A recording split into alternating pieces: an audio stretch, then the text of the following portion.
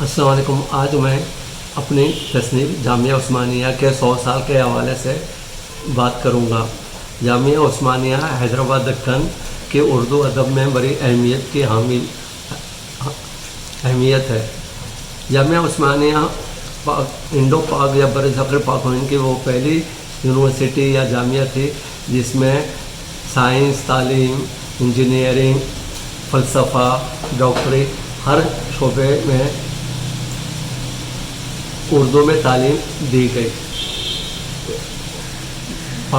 پاکستان بننے سے پہلے اور قیام پاکستان سے پہلے تعلیم کے سلسلے میں حیدرآباد دکن نے بڑی نمایاں خدمات انجام دی.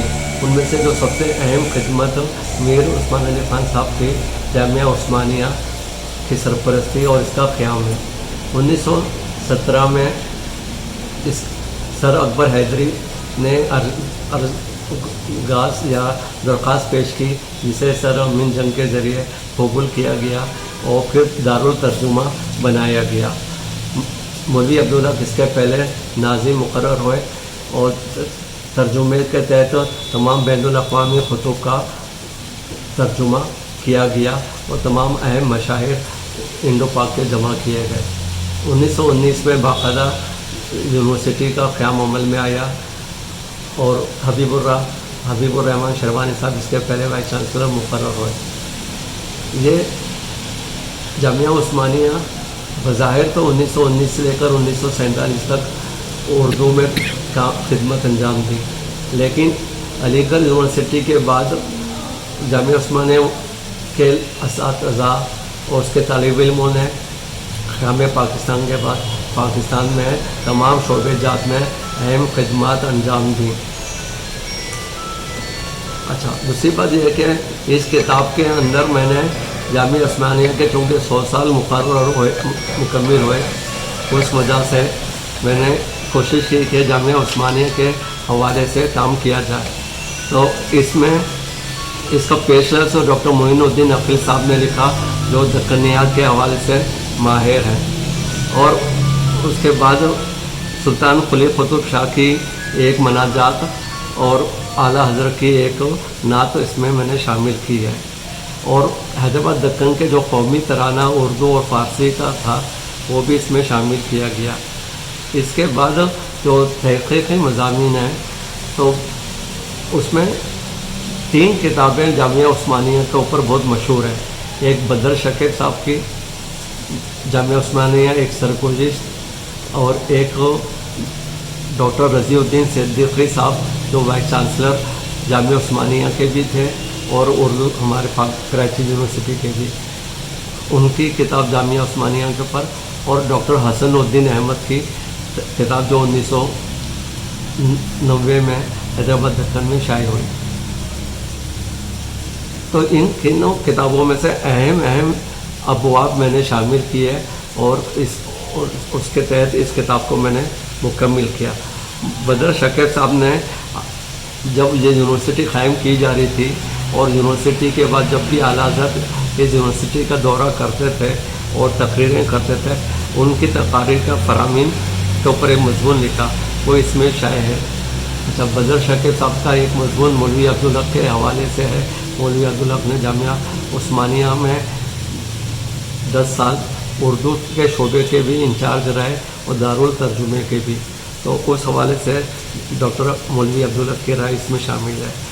ڈاکٹر حسن الدین احمد نے جو چارٹر پیش کیا گیا تھا جس کو دیکھ کر منظوری پیش کی گئی تھی، وہ چارٹر بڑی اہمیت کا ہے کہ قومی زبان کی کیا اہمیت ہوتی ہے علم کے لیے یا تعلیم کے لیے. قومی زبان کی کیا اہمیت ہے خصوصاً سائنس اور ٹیکنالوجی میں. تو یہ ایک بہت اہم نقطہ ہے جو اس زمانے کے دانشوروں نے اور ماہر تعلیم نے حیدرآباد ایجوکیشنل کانفرنس میں اٹھایا تھا، اور پھر مولوی عبدالحق نے اس کو جمع کیا اور پھر سر اکبر حیدری کے ذریعے یہ پیش کیا گیا اور پھر یہ چارٹر منظور ہوا. تو میں سمجھتا ہوں کہ آج بھی اس چارٹر کی بڑی اہمیت ہے، اور جو لوگ اعتراضات کرتے ہیں قومی زبان में साइंस और टेक्नोलॉजी नहीं हो सकती, उसके लिए उस्मानिया यूनिवर्सिटी की मिसाल और ये चार्टर बड़ी अहमियत का हामिल है कि उस्मानिया यूनिवर्सिटी से इंजीनियरिंग डॉक्टरी के हज़ारों तालिब इल्म निकले और पूरे मुल्क को बैनुल अक़वामी शोहरत के हामिल हुए।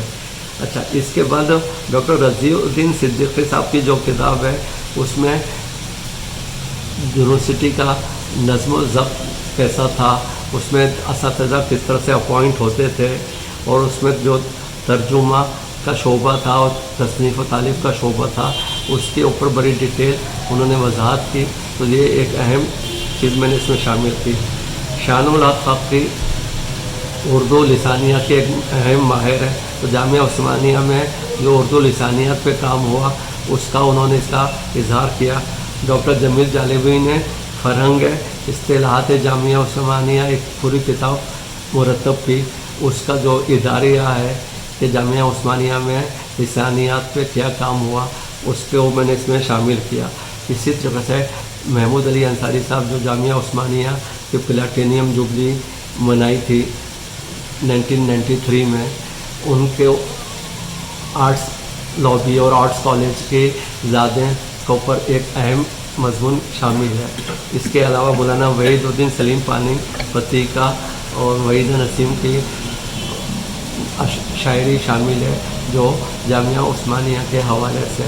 तो ये किताब दरअसल एक अहम किताब है जो जामिया उस्मानिया के 100 साल के हवाले से हमने शाये की और ऐवान उर्दू के तरफ से ये शाये की गई। और सबरस एक रिसाला जो पहले मोहिउद्दीन ज़ोर साहब हैदराबाद दक्कन में निकालते थे और पाकिस्तान में फ़तह हमीदुद्दीन शाहिद साहब निकालते थे, उस रिसाले के तहत ये किताबी शाये हुई। और मैं इस सिलसिले में ऐवान उर्दू के डॉक्टर खुर्रम फैयाज़ुद्दीन का भी मशकूर हूँ कि उन्होंने ये किताब शाये की। शुक्रिया।